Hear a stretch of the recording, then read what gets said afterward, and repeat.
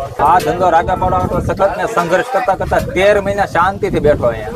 કારણ કે ગારિયાદાની પેલા સિસ્ટમ જ નહોતી કે ઊંધિયું પૂરી રોડ માથે ખાવું બહુ મુશ્કેલી પડતી હતી. 84 તો સબ્જી છે મારી પાસે. 84 હા, ઊંધિયું પૂરી હોય, છોલે પૂરી હોય, દાળ પૂરી હોય. એટલે આમને પેલા તો મારી પાસે ડાયમંડ નું કારખાનું હતું, જેથી કરીને મારે આંખની બહુ તકલીફ પડે ને, એટલે એક નવી શરૂઆત કરી, નવો સાહસ કરી. અને ગારિયાધારના જનતાએ મને સારો સપોર્ટ આપ્યો છે. હલો મિત્રો, કેમ છો? મજામાં? હું છું ઝાકીર અને ફરી પાછો આવી ગયો છું તમારા માટે એક જોરદાર વિડીયો લઈને. જો કે ગારિયાધાર શહેરનું એકમાત્ર અને પ્રખ્યાત જમવા માટેનું સ્થળ એટલે કે આદેશ દેશી ભાણું. જો કે ગારિયાધારના હોય અથવા તો આજુબાજુના ગામડાના હોય, લગભગ કોઈ ન ઓળખતું હોય એવું તો બને જ નહીં. અને તમે અહીંયા જમવા આવી ગયેલા છો કે નહીં તે પણ કમેન્ટ કરજો. અને બાકીની વસ્તુ આપણે જાણીશું ભાઈ પાસેથી.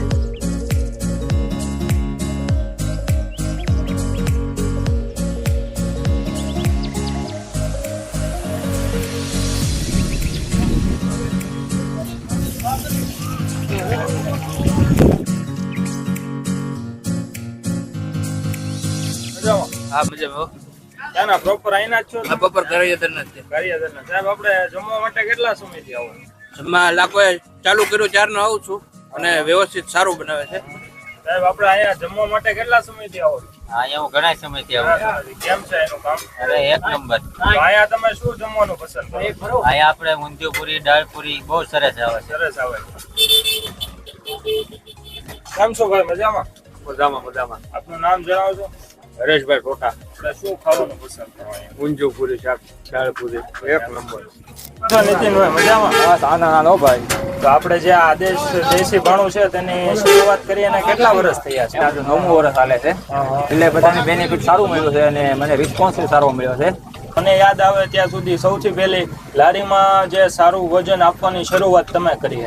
આ દાળ પૂરીની મેન આઈટમ કેવી? તો આપણે ભાવનગરમાં સૌથી વધુ ખવાતી વસ્તુ છે દાળ પૂરી ને એ બધી. મારા હાથમાં તો કાંઈ નથી, પણ ભાવનગરની જે દાળ પૂરી જે વખણાય છે ને, ભાવનગરના અમારા કસ્ટમરો ઘણાય છે. એ પણ એમ કહે છે કે ગારિયાધારની અંદર દાળ પૂરી ખાવી હોય તો આદેશમાં ખવાય. કસ્ટમરો વાતો કરે છે. આપણે આની પહેલા શું ધંધો કરતા હતા?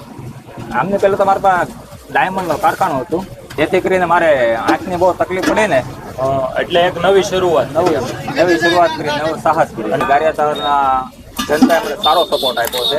રેગ્યુલર મેનુ હોય છે, એમાં શું શું રાખીએ છીએ? આ દાળ પૂરીની દાળ છે, એમની સાથે બટેટા હોય દાળ પૂરી સાથે.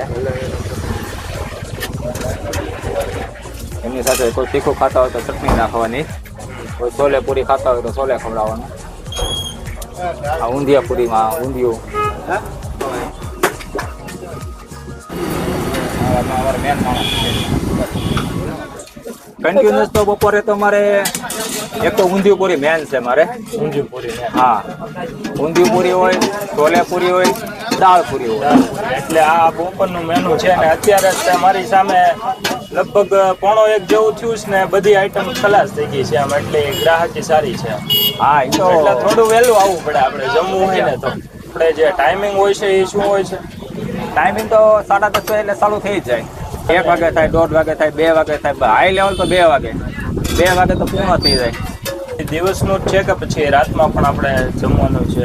રાત્રે અહીંયા મેં પ્રથમવાર ચાલુ કર્યું હતું મોળો રોટલો. પછી ત્યારથી અવારનવાર નવી વેરાયટી મૂકતો ગયો. રાત્રે પણ ચાલુ છે. આદેશ રેસ્ટોરન્ટ પણ ખોલ્યું છે. કસ્ટમરને એમાં પણ બહુ મજા આવે છે કે નહીં એવો સ્વાદ આદેશ ઊંધિયાપુરીમાં છે ને, એવો સ્વાદ કે આદેશ રેસ્ટોરન્ટમાં હોતે છે. કે મારી પાસે તો વેરાયટી એટલી બધી છે ને, તો મને ખુદને ખબર નથી કે સબ્જી બનાવી છે. કસ્ટમરો ખુદ એમ કહે છે કે તમે શાળો આવે, ઠંડી સિઝન આવે, તમારી પાસે વેરાયટી કેટલી છે.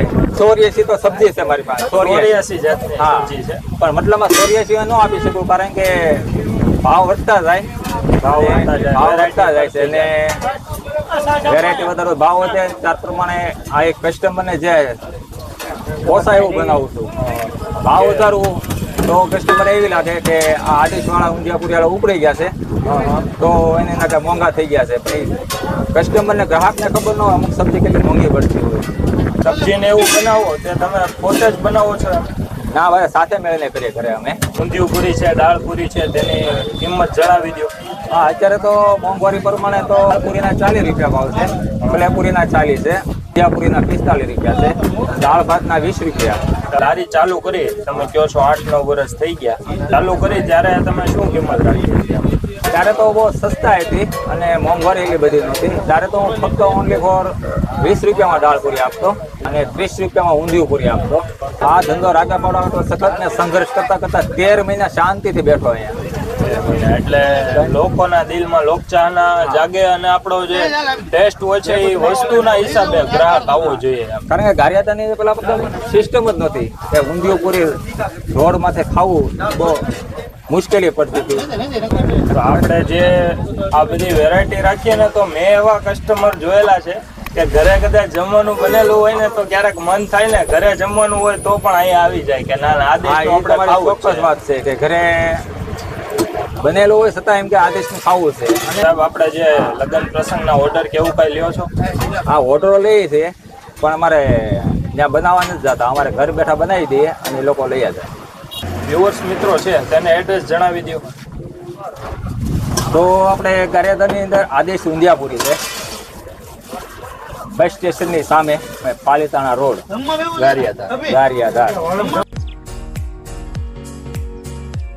કેમ છો સાહેબ? મજામાં? તો સાહેબ આપણે અહીંયા શું ખાવા આવ્યા હતા? ઊંધિયું પૂરી ખાવા આવ્યો તો પણ ઊંધિયું તો છે નહીં. એટલે પૂરું થઈ ગયું છે. આદેશનું જમવું હોય તો થોડું વહેલા આવવું પડે. હા, વહેલા આવવું પડે, 11 વાગે આવી જવું. શું છે ભાઈ, મજામાં? હા, મજામાં. સાહેબ આપણે અહીંયા જમવા માટે કેટલા સમયથી આવો? બહુ સમયથી આવે છે, 12 મહિના. 12 મહિનાથી. અને કેમ લાગે એનું? બહુ સારું લાગે. સારું લાગે. હું ખાવાનું પસંદ કરું અહીંયા? ત્યાં છે દાળ છે, છોલે છે, ઊંધિયું સારું છે. ઊંધિયું સારું છે એટલે બેસ્ટ છે. હા, એમાં થોડું વહેલું આવવું પડે તો મળે ખાવા, વગર ખાઈ નહીં પડે.